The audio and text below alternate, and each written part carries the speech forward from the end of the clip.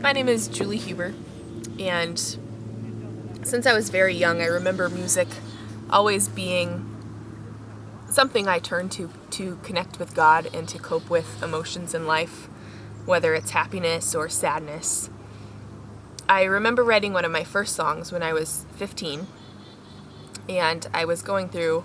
a difficult time because my cousin, who I was very close to, she was 2 years older than me, passed away from cystic fibrosis. And it was my first, I think, experience with death that was close to me, and it was hard for me to understand why someone so young would have to suffer through that and would be taken from this world so early. And I really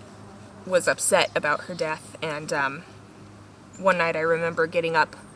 and not knowing really how to deal with my feelings, and just sitting down at the piano and asking God to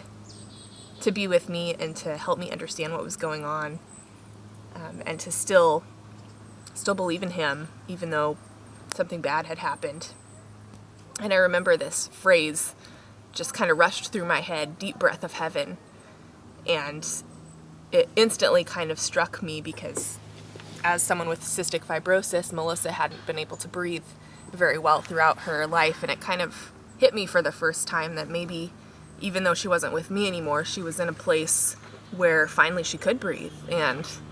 where she felt good again for the first time. And I just had this feeling of peace, an image of her in heaven and being healed. And so I started to play the piano and sing along with it, and the chorus for Deep Breath of Heaven was born, and that song came about in about a half an hour. I just sat there and sang what I was feeling, and I felt like God truly was giving me those words and those emotions to let me know that He was there and that everything was going to be okay and that Melissa was okay.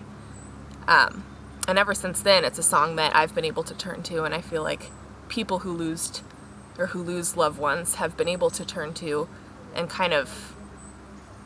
use to have a sense of peace about passing from this world and going on to something better, because I truly believe that that's our destiny as Christians, as people who believe in Christ. This world's not the end, and that's the promise that He's given us.